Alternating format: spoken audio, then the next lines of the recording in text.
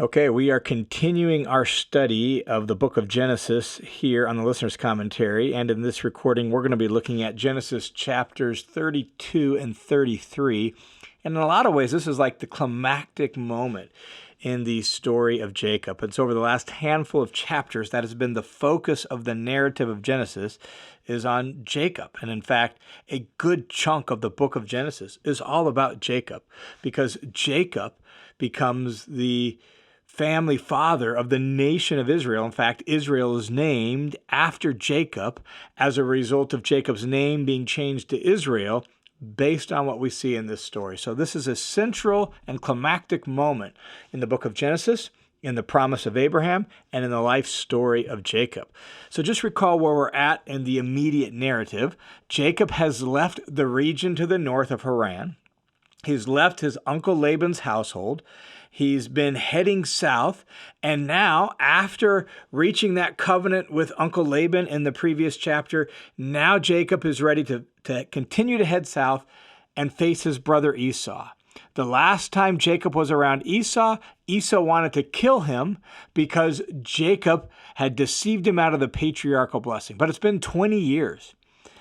20 years, and it seems Jacob has been dreading this moment for that whole time, and now that moment has come. And so this story in chapters 22 and 23 is the climactic moment in Jacob's walk with God, and it's embodied in Jacob's name change given to him by God. These chapters take place on the east side of the Jordan River near the Jabbok River. And it's a little more than halfway between the Sea of Galilee and the Dead Sea on the eastern side of the Jordan River. The land of Seir, where Esau will be coming from in this story, is about 60 miles further to the south, just a little bit southeast of the Dead Sea. So Esau is traveling from there up to the north, and Jacob and his family and his whole entourage are camped there along the Jabbok River on the eastern side of the Jordan River. And here's what happens. Chapter 32, verse 1. Now, as Jacob went on his way, the angels of God met him. And when he saw them, Jacob said, "This is God's camp." So he named the place Menahem after this. So somehow he had this vision of the angels of God, just like he did when he left the promised land 20 years earlier. And he had that vision of angels going up and down the ladder, and he named the place Bethel. Well, now as he's entering back into the promised land in this climactic moment, he has another vision of the angels of God, names this place Menahem. Then Jacob sent messengers on ahead of himself to his brother Esau in the land of Seir, the country of Edom. And so he's arranging for this. He knows he's going to have to face his brother. He's coming back. Again, this is a mark, I think, of his change. And so rather than avoiding Esau, he sends messengers on ahead of him. And he commanded the messenger, saying, "This is what you're going to say to my lord Esau. Your servant Jacob says the following." Notice the deference. "I have resided with Laban and stayed until now. I have oxen, donkeys, flocks, male and female servants, and I have sent messengers to tell my lord so that I may find favor in your sight." He wants to make initial contact, and telling them about all his oxen and flocks and servants means he's got a large household, and I'm not coming to take anything from you. When they last were together, Jacob effectively took everything from Esau, the patriarchal blessing. But now I have plenty, and I'm not coming to take anything from you. So the messengers went, met with Esau, returned to Jacob, and when they come back, they said, "We came to your brother Esau. He is coming to meet you, and he's bringing 400 men with him." Now, you can imagine how Jacob might hear this. 400 men? Like, why is that? Is he angry? Is he coming prepared for battle? Why is he bringing 400 men with him? So, look what Jacob does. Verse 7. Then Jacob was greatly afraid and distressed. So he divided the people who were with him into groups, and the flocks and the herds and the camels into two companies. For he said, if Esau comes to the one company and attacks it, well, at least I'll have the other company that'll be left. I won't lose everything. So he divides everything he has into two groups so that he won't lose everything, hopefully. Then Jacob prays. And we begin to see in this prayer the culmination of 20 years of God working with and changing Jacob.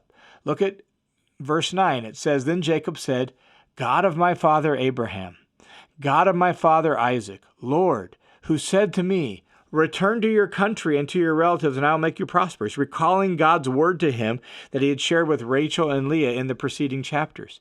"I am unworthy of all the favor and all the faithfulness which you have shown your servant." Notice that. This humility, this sense of unworthiness, this recognition that everything he has been by the goodness of God and he doesn't deserve it. Huge change in Jacob's heart. "For with only my staff I crossed over this Jordan River on my way out of the country, and now I've become 2 whole companies of people and flocks and everything else. So he prays, verse 11, "Save me, please, from the hand of my brother, from the hand of Esau, for I fear him, that he'll come and attack me and the mothers with the children.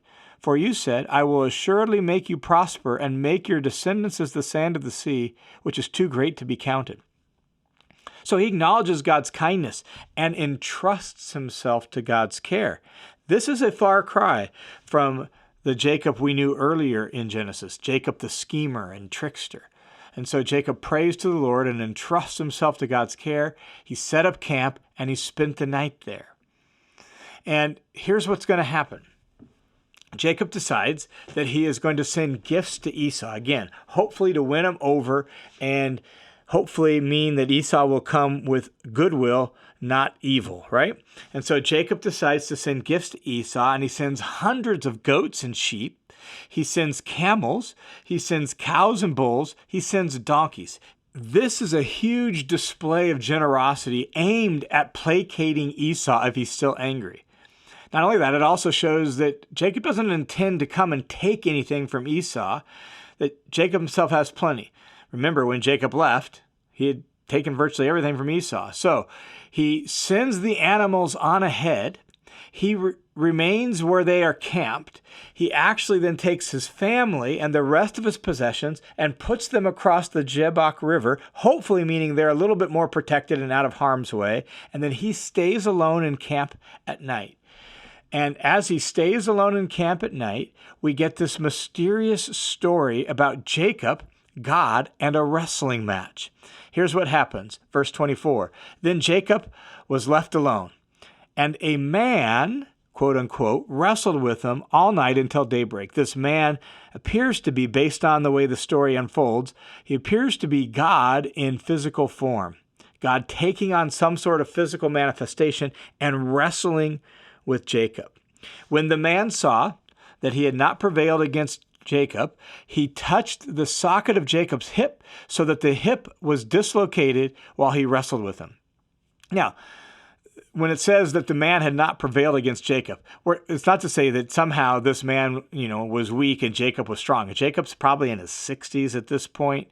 The man, as we said, seems to be God in a physical form, and Jacob's really no competition for a supernatural being. So clearly, this man, this angelic being, this God in physical form, is going easy on Jacob. In fact, just think about it. If the man could dislocate Jacob's hip with just a touch, he could have ended this struggle earlier in the night if he wanted to. So there's more going on here than just a physical contest. Then, after Jacob's hip is dislocated, the man says to him, "Let me go, for dawn is breaking." Jacob says to him, "I won't let you go unless you bless me." So Jacob is wrestling for this blessing.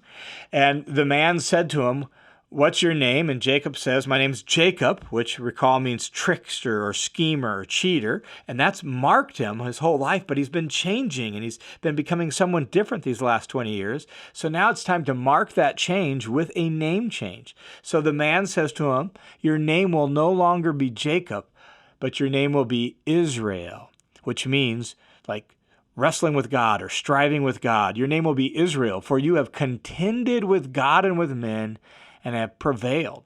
And that seems to be the symbolic significance of this name change. And then Jacob asked him and said, "Please tell me your name." And the man was like, "Why do you ask me my name?"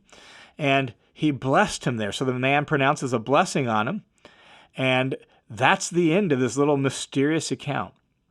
And Jacob names the place Peniel, For he said, I have seen God face to face, and yet my life was spared. So Jacob realizes that even though this was a physical form, he sees it as God himself that he's wrestled with, and his life was spared.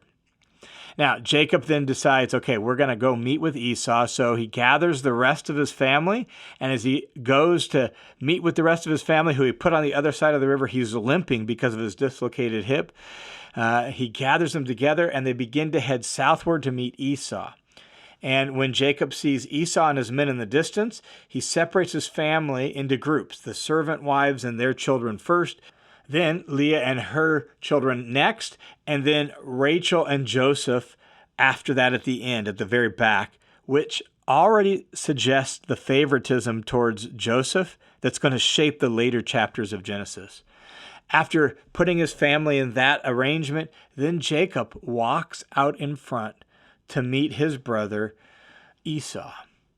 And so when he comes to Esau, chapter 33, verse 3, he passed on ahead of his family and bowed down to the ground 7 times until he came near to his brother. This is a show of submission. It's a show of honor. It's a show of respect. And so he bows down. And how does Esau react? Well, Esau ran to meet his brother Jacob and hugged him, embraced him, fell on his neck, kissed him. And Jacob and Esau, in this moment of reuniting, they hug each other and they weep together. And it's this beautiful reconnection that Jacob had been dreading, and yet Esau meets him with kindness and a family warm embrace. And then Esau raised his eyes and saw the women and children and said, "Who are these that are with you?" And Jacob replied, "These are the children whom God has graciously given your servant." Then the servant wives came forward with their children, and they bowed down. And then Leah came with her children. She bowed down. And then afterwards, Joseph and Rachel came forward, and they all bowed down. And Esau said, "What do you mean by all this company which I've met, all these animals and all these people that have brought the animals?" And Jacob said to him, "Well, it was to find favor in the sight of my Lord." He's acknowledging, "I didn't know what to expect, and I wanted to find favor in your sight." But Esau said, "I have plenty, my brother. I have enough. Let what you have be yours." But Jacob insisted, No, please. If I have found favor in your sight, then accept my gift of all these animals, hundreds of animals. Take them from my hand," Jacob says, "for I see your face as the face of God, because God has dealt graciously with me, and I have plenty." So Jacob urged him. Esau accepted the gift, and then Esau invites Jacob to travel on together, but Jacob tells him, "No, why don't you go on your own back to your country? I'm going to travel more slowly. I've got all these animals. I've got women and children, so I'm going to travel more slowly." And Jacob doesn't really want to go to Seir, where Esau is heading from. He wants to go back to the land of promise. He knows the promise. He knows he's the carrier of the promise. And so he doesn't want to go to Seir or Edom. He wants to go to the land of promise. And so Esau heads on his own back to his home country. Jacob heads into the land of promise. And so he arrives in the land of promise after 20 years, and then the account ends like this, verse 18. Now Jacob came safely to the city of Shechem, which is in the land of Canaan, when he came from Paddan Aram and camped before the city. So he arrives in the land of Canaan, the land of promise, at the city of Shechem, and he does so safely, just as God had promised. And then he bought the plot of land where he had pitched his tent from the sons of Hamor, Shechem's father, for 100 pieces of money. And so another piece of land that God had promised now belongs to Abraham's family. And there Jacob erected an altar, and he called it El Elohe Israel, meaning God, the God of Israel. And so as we wrap up this climactic moment in the story of Abraham's family and the story of the life of Jacob, we see the promise moving forward here as Jacob is now settled back into the promised land. And he's even purchasing a plot of land there in the promised land. But what really strikes me in this episode is how God has transformed Jacob slowly, patiently, over 2 decades. And that's often how God works, until this climactic moment of wrestling with Jacob and God, and then God changing his name.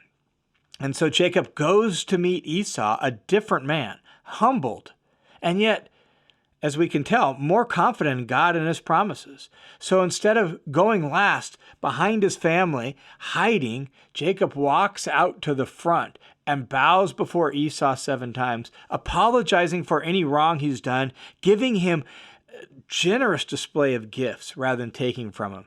And the fact is, Esau has changed too. There's no bitterness, there's no grudge, there's no desire to kill him. He runs to meet Jacob and embraces him. And God's purposes are now being worked out in both these men's life. And by the end of this episode, Jacob is Israel. Jacob is one who wrestles with God, and he worships God as the God of Israel. And so God continues to work with this family and carry his promise forward, a promise that, yes, involves this family, but involves way more than this family, a promise that ultimately will extend to the whole world when the ultimate son of Abraham, the ultimate Israelite, comes on the scene in the person of Jesus, who dons the mantle of Israel himself as you read the gospel account of Matthew, and fulfills as Israel in one everything that the nation of Israel throughout their history had failed to do. And so the story continues to move forward. Now, Jacob is Israel, and there are sons that have been born to Israel. A great nation is coming forth, just as God had promised. All right, thanks for tuning into this session of the Listener's Commentary on the Old Testament. The Listener's Commentary is a listener-supported, crowd-funded Bible teaching ministry that's only possible because of the generosity of dozens and dozens of people just like you. So thanks a ton for your support. And if you want to join the team of supporters, 2 ways you can do that, both at listenerscommentary.com. So go to listenerscommentary.com. You can sign up for the Study Hub. That's one way you can support this ministry, get instant access to some online courses and some bonus material. Or you can click the Give button, which will redirect you to a page at World Family Mission, a registered nonprofit. So if you want the nonprofit tax benefit, go to the Give button, set up a donation amount right there on that page. Those monies will come my way through World Family Mission. Thanks a ton for your support.